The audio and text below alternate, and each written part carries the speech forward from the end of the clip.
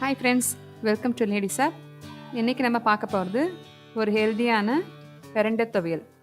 இந்த பிரண்டை துவையல் செய்யறதுக்கு தேவையான பொருட்கள் என்னென்னு சொல்லி பார்க்கலாம்.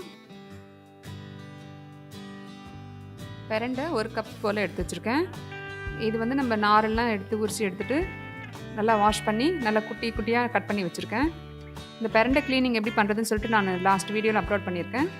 அதோட லிங்க் டிஸ்கிரிப்ஷன் பாக்ஸில் இருக்குது, ஒரு முறை செக் பண்ணிக்கோங்க. சின்ன வெங்காயம் ஒரு அரை கப் எடுத்துக்கலாம்.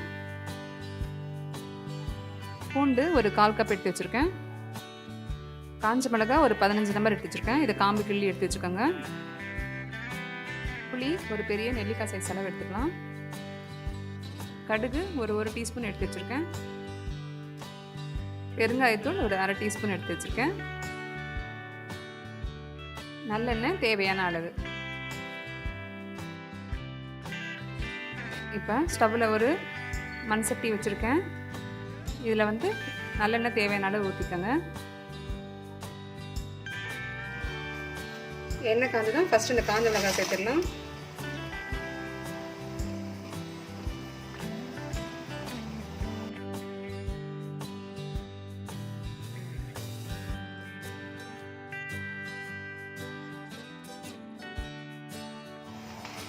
காஞ்ச மிளகாய் லேசாக செவந்துடுச்சு. இப்போ இதில் நான் சின்ன வெங்காயம் சேர்த்துடலாம்.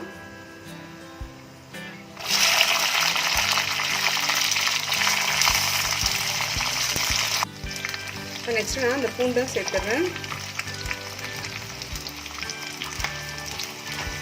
இதையும் நல்லா வதக்கி விட்டுக்கோங்க.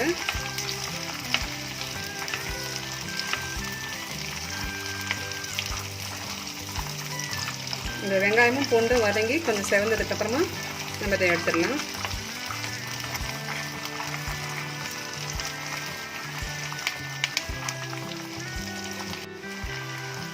அப்பப்போ இது கொஞ்சம் கடலை விட்டுக்கோங்க. வெங்காயம் நல்லா வதங்கி வாசனை வருது. இன்னும் கொஞ்சம் செவக்கட்டும். அதுக்கப்புறம் நம்ம இதை எடுத்துடலாம். பாருங்கள், இப்போ இந்த சின்ன வெங்காயம் பூண்டெல்லாம் நல்லா வதங்கிடுச்சு. இப்போ இதை ஒரு பிளேட்டுக்கு மாற்றிடலாம். இப்போ நான் அதை ஒரு பிளேட்டுக்கு மாற்றிடுறேன். இப்போ நான் அதே பாத்திரத்தில் இந்த க்ளீன் பண்ணி வச்சுருக்க பிரண்டை வச்சுருக்கேன்.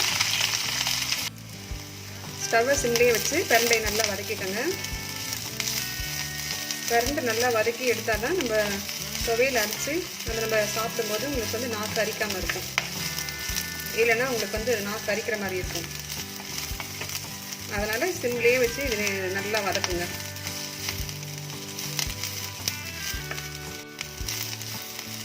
இந்த பிரண்டை துவையலை நம்ம அடிக்கடி நம்ம சாப்பாட்டில் சேர்த்துட்டே வந்தோம்னா எலும்பு சம்மந்தமான வலி எல்லாமே உங்களுக்கு போயிடும். நம்மளுடைய எலும்பும் ரொம்ப ஸ்ட்ராங் ஆகும்.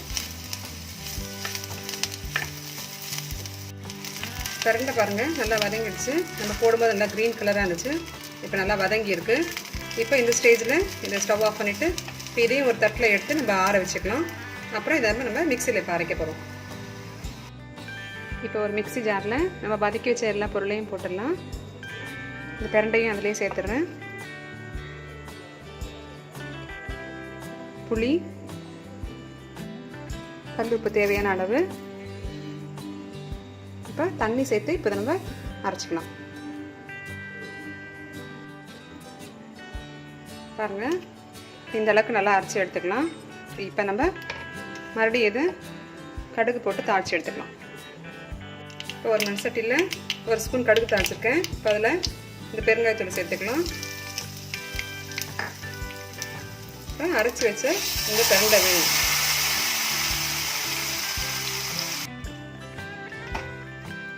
இப்போ நம்ம இந்த துவையலில் தண்ணி சேர்த்து அரைச்சிருக்கோம். அதனால் இது கொஞ்சம் நல்லா எண்ணெயில் வதக்கி அப்புறம் எடுத்து யூஸ் பண்ணால் தான் கெட்டு போகாமல் இருக்கும். இல்லைன்னா உங்களுக்கு சீக்கிரமாக ஃபங்கஸ் வந்துடும்.